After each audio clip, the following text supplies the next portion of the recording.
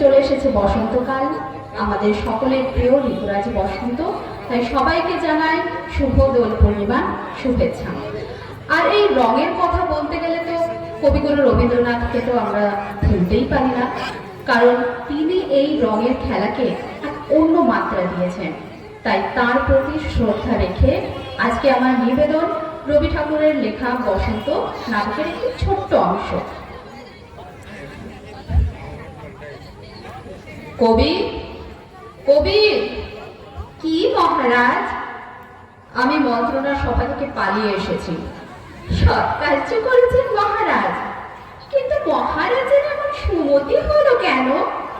বৎসর শেষ হয়ে এলো, রাজকোষ শূন্য প্রায়। মন্ত্রণা সভায় বসলেই সচিবরা আসেন তাদের নিজ বিভাগের টাকা দাবি করতে। কাজেই পলায়ন ছাড়া গতি নেই। এতে উপকার হবে মহারাজ। কার উপকার হবে? রাজ্যের মহারাজ। সে কি কথা?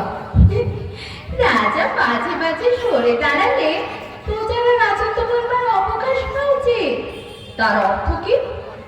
রাজার অর্থ যখন শূন্যে এসে থাকে, প্রজারা তো তখন নিজের অর্থ খুঁজে বের করে, তাতেই তো তার রক্ষা। কবি, তোমার কথাগুলো কিন্তু খুব বাঁকা বাঁকা ঠেকছে।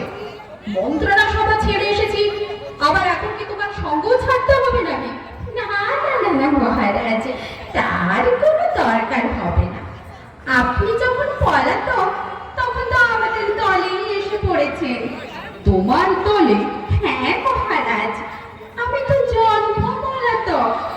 আমরা বাস্তু ছাড়ার দল, ভবের পত্রে জল, আমরা করছি টলমল। মোদের আসা যাওয়ার শূন্য হওয়ার নাইকো ফলাফল। কবি, তুমি আমাকে তোমাদের দলে টানতে চাও?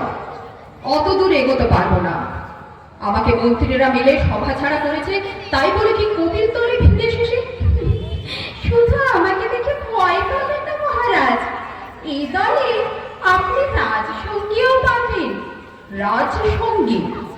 কে বলো তো? ঋতুরাজ। ঋতুরাজ মানে বসন্ত? হ্যাঁ মহারাজ, তিনি তো চির পলাতক, আমারই মতো। পৃথ্বী তাকে সিংহাসনে বসিয়ে পৃথ্বীপতি করতে চেয়েছিল, কিন্তু তিনি তো বুঝেছি বোধ করি রাজকোষের অবস্থা দেখে পালাতে ইচ্ছে করছেন।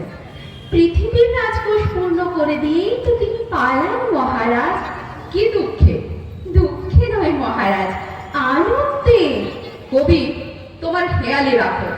আমার অধ্যাপকের দল তোমার হেয়ালি শুনে রাগ করে, বলে ওগুলোর কোনো অর্থ নেই। ছাড়ো, আজ বসন্ত উৎসবের কি পালা তৈরি করেছে সেইটা বলো দেখি। আজ তো মহারাজ সেই পলাতকেরই পালা। বেশ বেশ, বুঝতে পারবো তো? বোঝাবার তো চেষ্টাই করিনি মহারাজ। তাতে ক্ষতি নেই, কিন্তু না বোঝাবার চেষ্টা করনি তো? না না মহারাজ, এতে বলে অর্থই নেই। বোঝা না বোঝার কোনো পালাই নেই, কেবলেতে সুর আছে। আচ্ছা বেশ বেশ, তাহলে শুরু হোক। কিন্তু ওদিকে যে মন্ত্রণা সভার কাজ চলছে, আওয়াজ শুনে মন্ত্রীরা তো? হ্যাঁ মহারাজ, তারা শুধু হয়তো পলাতকের দলে যোগ দিতে পারে, তাতে দোষ কি হয়েছে? ফাল্গুন যে এসে পড়েছে। সর্বনাশ! এখানে এসে যদি আবার? ভয় নেই মহারাজ, শূন্যকোষের কথাটা স্মরণ করিয়ে দেবার ভারী তো মন্ত্রীদের, কিন্তু শূন্যকোষের কথা ভুলিয়ে দেবার ভারী তো কবির উপরে। তা হলে ভালো কথা, তাহলে আর দেরি নয়, চলো চলো, বলবার অত্যন্ত দরকার হয়েছে। দলবল সব প্রস্তুত তো? আর আমাদের নাট্যাচার্য দীনপতি কোথায়? ওই তো তিনি, ভারতীর কোমলবনির মধুগন্ধে বিহ্বল হয়ে বসে আছেন। দেখে মনে হচ্ছে বটে রাজ্য শূন্যকোষের কথায় ওর কিছু মাত্র খেয়াল নেই। উনি তো আমাদের উৎসবের বন্ধু, দুর্ভিক্ষের দিনে ওকে না হলে তো চলেই না, কারণ উনি ক্ষুধার কথা সুধা দিয়ে বলান। সাধু সাধু, আমার মন্ত্রীদের সঙ্গে ওর পরিচয় করিয়ে দিতে হবে, বিশেষত আমার অর্থ সচিবের সঙ্গে। তিনি অত্যন্ত গম্ভীর হয়ে আছেন, তার মনে যদি পুলক সঞ্চার করতে পারি তাহলে বেশ হয়। ফস করে করে আমার বেশ আশা দিয়ে ফেলবেন না মহারাজ। রাজকোষের যা অবস্থা। হ্যাঁ হ্যাঁ, বটে বটে। আচ্ছা, তবে তোমার পালা আরম্ভ হবে কি দিয়ে শুনি? ঋতুরাজ আসবেন, প্রস্তুত হবার জন্য আকাশে একটা ডাক পড়েছে। বলছে কি? বলছে সব ফেলে দিতে হবে, নিজেকে একেবারে শূন্য করে। সর্বনাশ! না না মহারাজ, নিজেকে পূর্ণ করে, নইলে দেওয়া তো ফাঁকি দেওয়া। মানে কি হলো? যে দেওয়া সত্যি সে দেওয়াতে ভর্তি করে। বসন্ত উৎসবের দানের দ্বারায় ধরণী ধনী হয়ে উঠবে।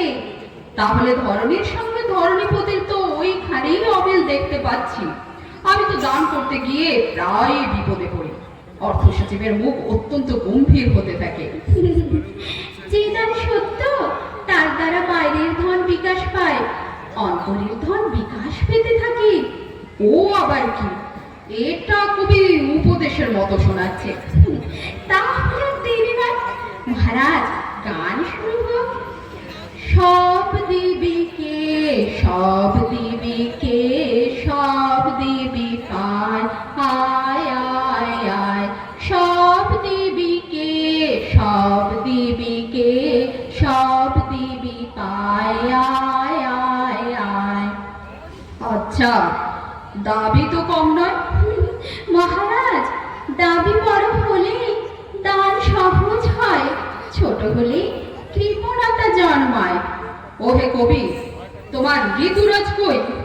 ওই যে খানিকাকে দেখলেন, ওই জীর্ণ বসন পরে শুকনো পাতা ছড়িয়ে বেড়াচ্ছে। ওতে তো নবীনের রূপ দেখলাম না। ও তো মূর্তিমান পুরাতন। তবে তো চিনতেই পারেননি মহারাজ, ঠকেছেন। আমাদের ঋতুরাজের যে গায়ের কাপড়খানা আছে তার এক পিঠ নূতন আর এক পিঠ পুরাতন। যখন উল্টে পড়েন তখন থেকে শুকনো পাতা ঝরা ফুল, আবার যখন পাল্টে নেন তখন সন্ধ্যেবেলার মল্লিকা, সন্ধ্যেবেলার মালতী, তখন ফাল্গুনের আম্রমঞ্জরি, চৈত্রের কনক চাপা। উনি একই মানুষ, নূতন পুরাতনের মধ্যে লুকোচুরি করে বেড়াচ্ছেন। তাহলে নবীন মূর্তিটা একবার দেখিয়ে দাও। আর দেরি কেন? ওই যে এসেছেন তিনি, পথিক বেশে, নূতন পুরাতনের মাঝখানকার নিত্য যাতায়াতের পথে। ধন্যবাদ, ধন্যবাদ সবাই।